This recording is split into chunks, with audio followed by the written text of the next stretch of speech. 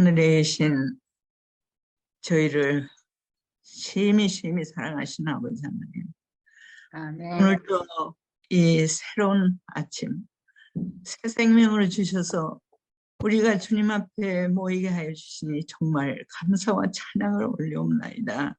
아멘. 무엇이길래 이처럼 사랑하셔서 오늘도 어제도 또 내일도 주님께서 인도하시니 정말 감사를 드리옵나이다. 오늘의 생에 우리에게 오셔서 우리의 발걸음마다 인도하시고 우리의 생각마다 주님께 합당한 생애를 살 수 있도록 주님이시오 우리를 받으시고 우리를 당신의 딸과 아들로 살 수 있도록 필요를 채워주시고 인도하여 주시고 연약한 손을 잡으시고 강하게 하여 주시옵소서.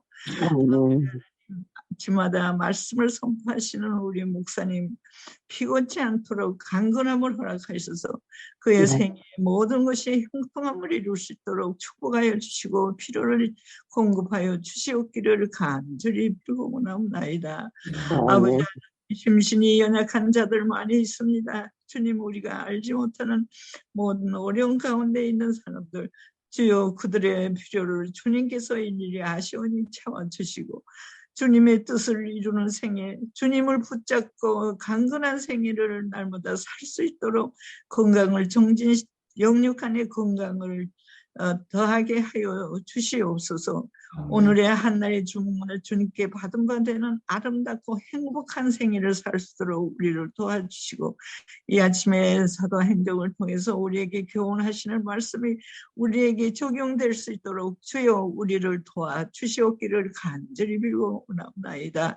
주님이시여 우리의 연약함을 아시는 주님, 우리의 손을 잡으시고 오늘 이 험악한 세상을 살 때 힘있고 건강하고 그리고 행복하게 그렇게 살 수 있도록 우리를 도와주시옵소서. 아버지 하나님, 각자 흩어져 있는 우리의 자녀들 그들의 연약함을 아십니다. 연약한 손 잡으시고 그들의 하늘과 감당해야 할 일과 공부를 잘 감당하는 승리의 하루가 될 수 있도록 도와주시고 축복하여 주시옵소서. 예수님의 이름으로 간절히 기도드리옵나이다. 아멘. 감사합니다. 예, 감사합니다. 오늘은 사도행전 24장 10절부터 마지막 끝절 27절까지 있는 말씀을 함께 묵상하는 시간입니다. 지금은 여러분들이 각자 성경을 펴셔서요, 10절부터 27절에 있는 말씀을 스스로 읽어보시기 바랍니다. 그리고 10절부터 27절까지 읽는 동안에 어떤 구절이 제일 마음에 와닿았는지, 오늘 아침에 하나님이 여러분들에게 들려주시는 음성은 무엇인지 한번 말씀을 읽으시면서 묵상하면서 생각해 보시기 바랍니다. 이제 읽기 시작하겠습니다.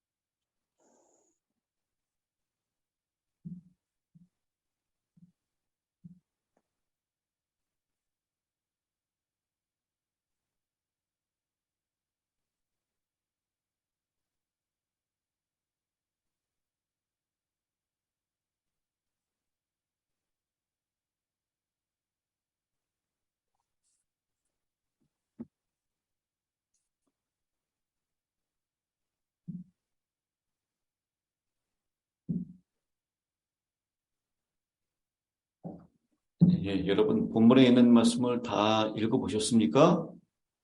네. 예, 감사합니다. 이제 어제 이어서 어제는 이 더둘로라고 하는 이 변호사죠. 말 잘하는 사람이 아첨의 말로 시작해서 아첨의 말로 끝내면서 바울을 세 가지로 고소했습니다.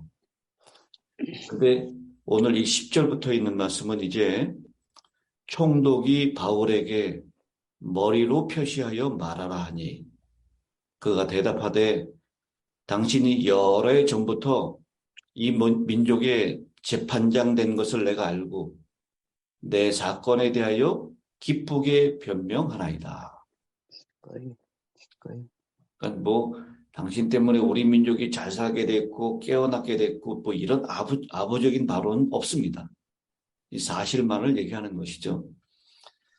당시 이 로마의 총독과는 다르게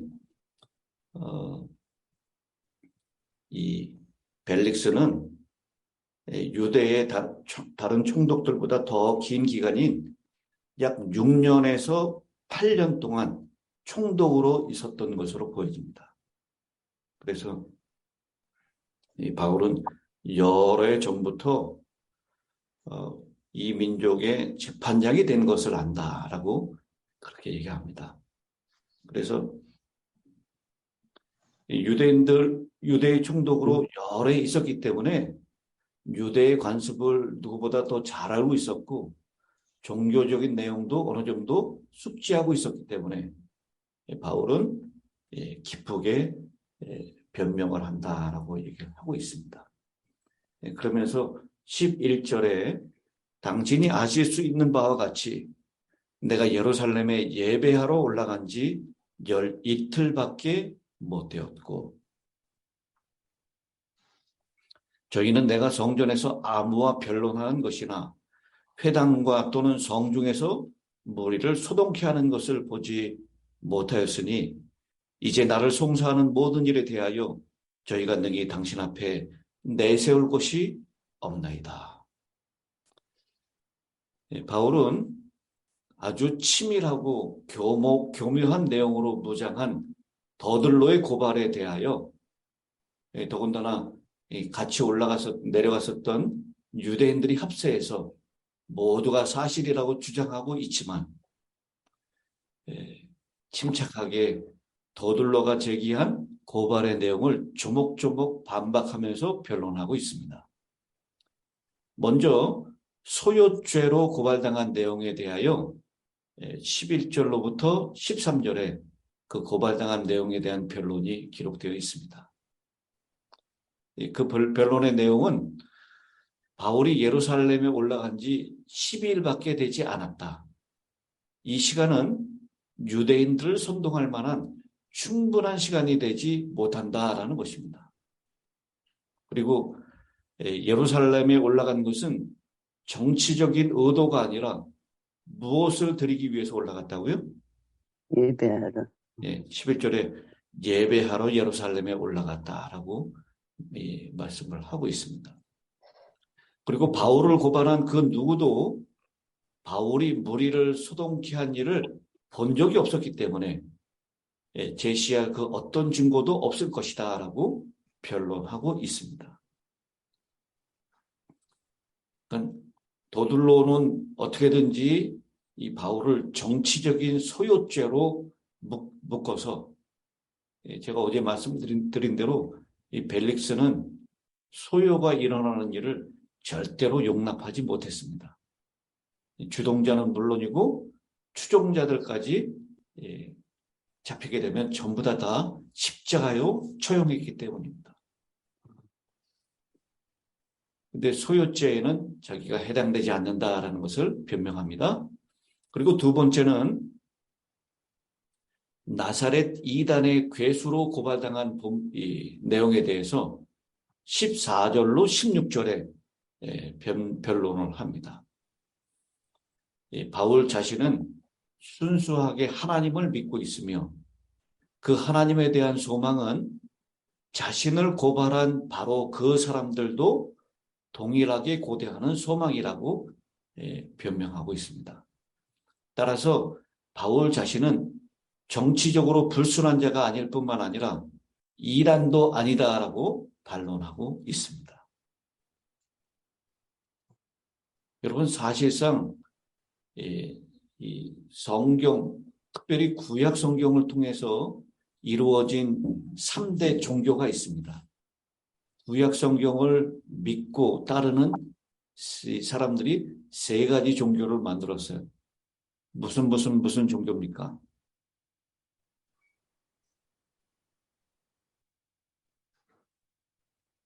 구약 성경을 따르는 사람들이 만든 종교가 기독교, 또 천주교, 그리고 기독교, 천주교 이거 구분하기 참 애매하죠. 그래서 천주교는 기독교인가라는 책도 있습니다. 어쨌든 기독교의 범주로 천주교에도 집어넣어주고 있어요. 근데 내용적으로 들어가면 완전히 다른 종교입니다. 근데 천주교를 포함한 하여튼 기독교라고 얘기할 수 있고, 두 번째는 지금 바울의 이 조상들이 믿고 있는 유대교입니다. 그리고 또 하나는 이슬람교예요.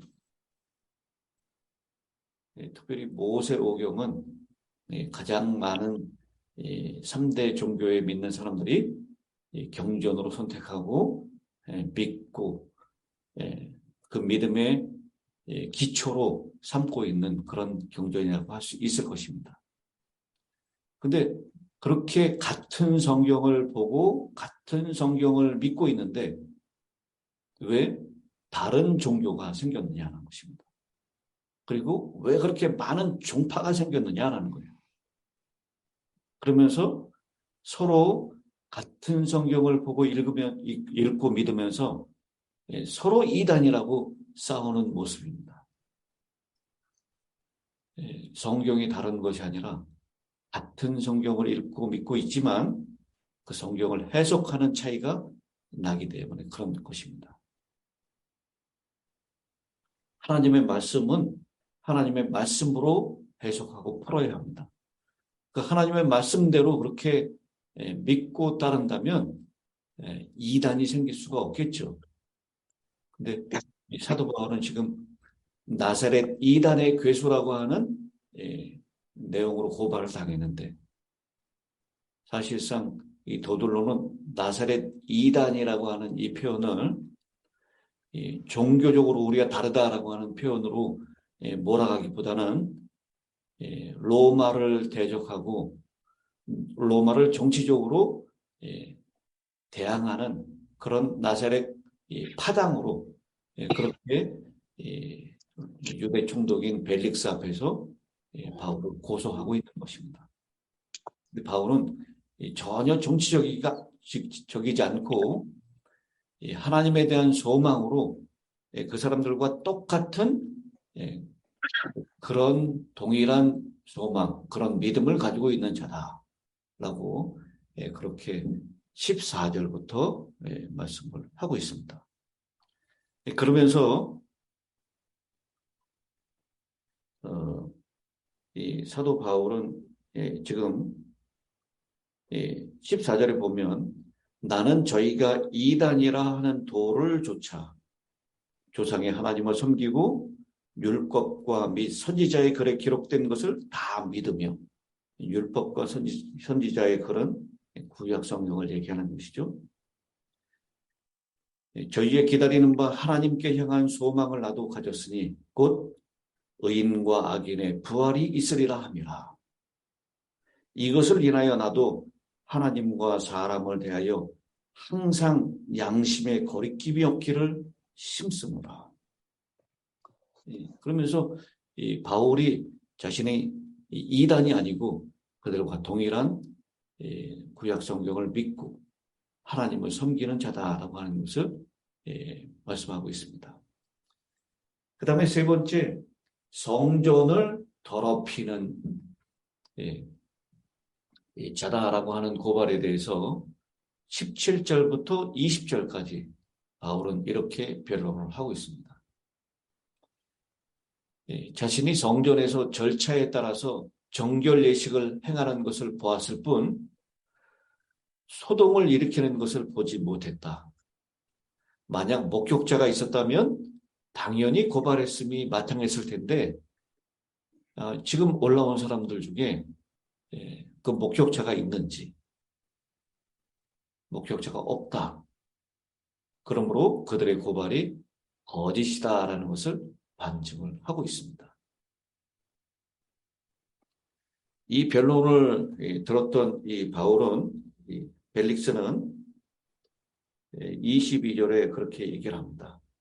벨릭스가 이 도에 관한 것을 더 자세히 아는 고로 연기하여 가로되 천부장 루시아가 내려오거든 너희 일을 처결하리라 하고 백부장을 명하여 바울을 지키되 자유를 주며 친구 중 아무나 수종하는 것을 금치 말라 하니라. 여기 벨릭스가 유대 총독을 오래 지냈기 때문에 유대인들의 이 모든 사정을 잘 알고 있었습니다. 그리고 바로 이 재판을 처결할 수 있었을 텐데 누구를 기다린다고요?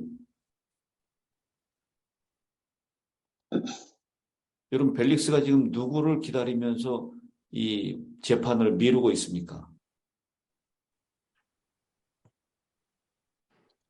여기 천부장이었던 루시아가 내려오는 것을 기다리고 있습니다. 여러분 벨릭스가 이 루시아가 천부장이 오는 것을 기다릴 필요가 있습니까? 이 루시아가 직접 목격한 사람도 아니고 이것에 대해서 증언할 다른 증언을 가지고 있지도 않습니다. 이미 천부장이 편지를 써서 그 상황을 다 전달했기 때문이에요. 자신보다 상급자도 아니었고 자신의 수하에 있었던 사람을 기다렸다가 재판을 마무리할 필요가 전혀 없었던 것입니다. 그런데도 이 벨릭스가 이 재판을 연기하고 있는 모습은 다른 꿍꿍이가 있었기 때문입니다.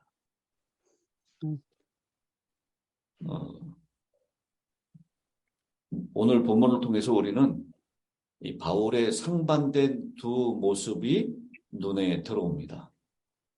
거짓 누명과 억울함이 씌워진 모습, 그것이 한 모습이고요. 그럼에도 그 거짓된 고발을 담대하고 침착하게 반박하면서 변론에 가는 모습이 또 다른 한 모습입니다. 그런데 마치 상반된 두 모습처럼 보이는 바울에게는 변하지 않는 한 마음이 있었습니다.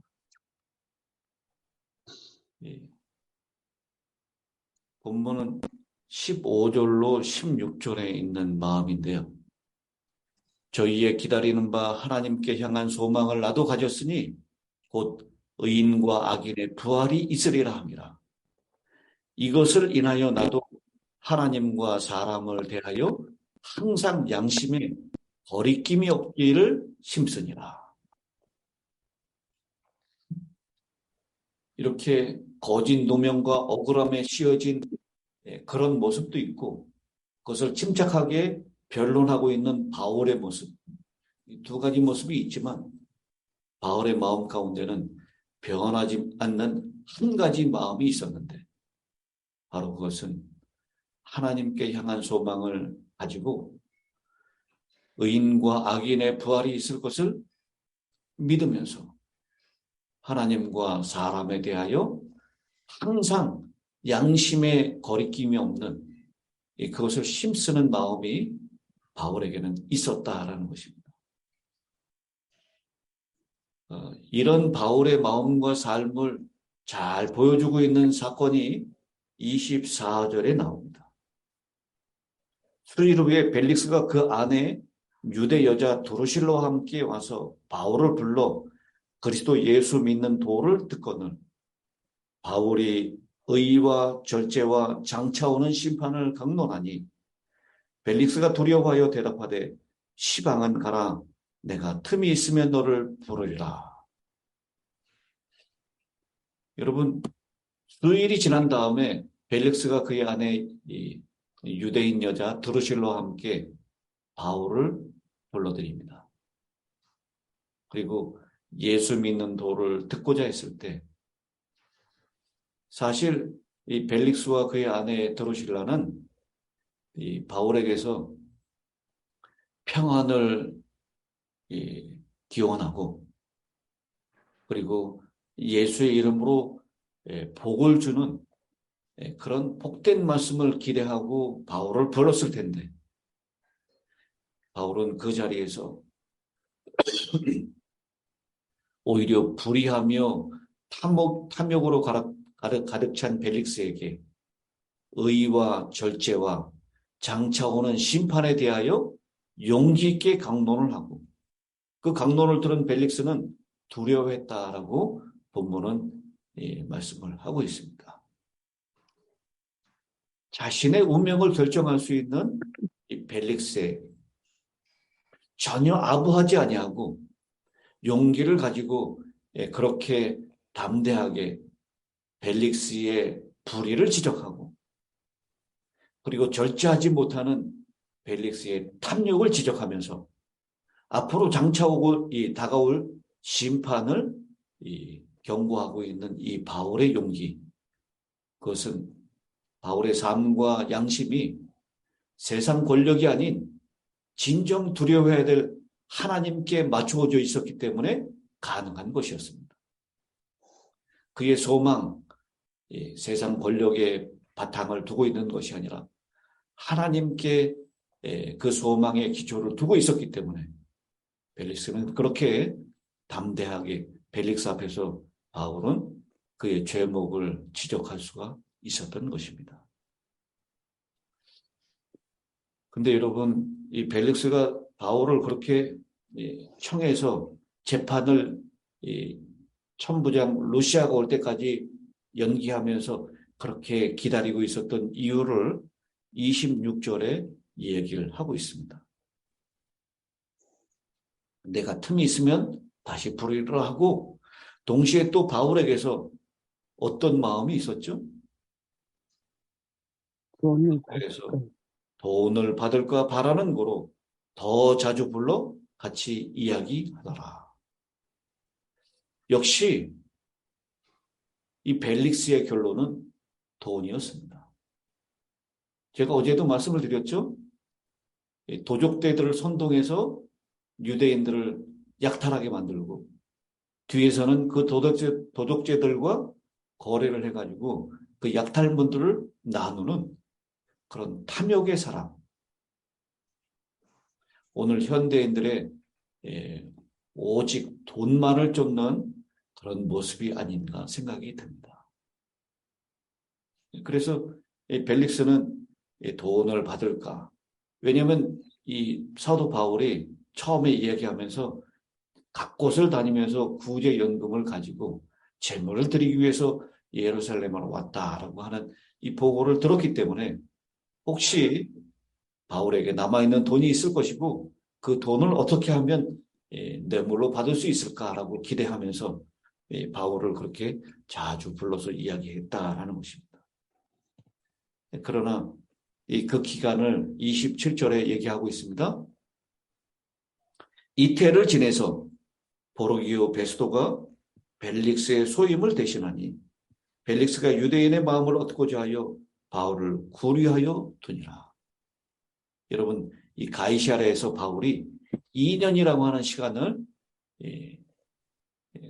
구금 중에서 제가 전에 3가지의 구금을 말씀드렸는데 조금 더 자유롭게 친구들을 면회할 수 있고 친구들의 보살핌을 받을 수 있고 그렇지만 결박당하지는 않는 조금은 자유로운 가택연금과 같은 그런 구금을 바울은 2년 동안 경험할 수밖에 없었습니다.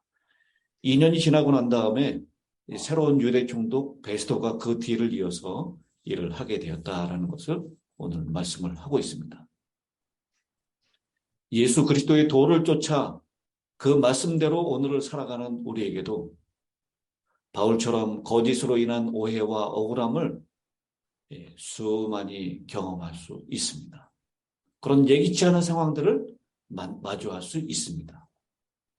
이때 원망하고 불평하고 그리고 그 삶을 포기하고 막 살아버리는 그런 세상을 두려워하고 세상에 소망을 두고 있는 다른 사람들과 다르게 우리의 양심이 하나님을 향할 수 있도록 우리의 시선이 하나님께 맞추어질 수 있도록 한다면 우리는 바울처럼 그런 인생을 살아낼 수 있을 것이라고 믿습니다. 여러분, 오늘 이 바울이 그런 억울함과 그런 어처구니 없이 거짓 고소를 당하는 그런 상황에 맞닥뜨려 있었지만 바울의 마음은 한결같이 하나님과 사람을 향하여 양심적으로 하나님을 믿으려고 하는 그 믿음을 지키기 위하여 힘썼다라고 말씀을 하고 있습니다. 네. 오늘 여러분들에게 주시는 하나님의 음성은 어느 구절이었습니까? 말씀을 깊이 읽으시면서 주님의 음성을 듣는 하루가 되시기를 간절히 바랍니다. 이제 이재찬 장로님 마지막 끝 기도를 부탁드리겠습니다. 사랑이 많으신 하늘에 계신 하나님 아버지, 지난밤 저희를 잘 재워주시고 이 아침에 또 귀한 말씀을 들을 수 있는 기회 저에게 허락하여 주시니 감사합니다. 아멘. 아멘. 과연 저희는 어떠한 믿음을 가지고 있는지 스스로 살펴볼 시간을 가졌으니 감사합니다. 아멘. 저희는 창조주 하나님을 믿습니다. 창조주 하나님을 믿고 그 말씀을 따라 귀한 날을 지키는 참다운 성도인 것을 저희 마음 가운데 압니다. 이제 저희가 꼭 저희 마음에 붙여야 할 것은 하나님께 드리는 충성입니다. 충성된 마음으로 주님 오시는 그날까지 이 참다운 종교를 의지하고 하늘나라를 바라보며 소망 가운데 어려운 세상을 이겨나가는 참된 성도의 생활을 할 수 있도록 저에게 큰 은혜를 주시옵소서. 아멘.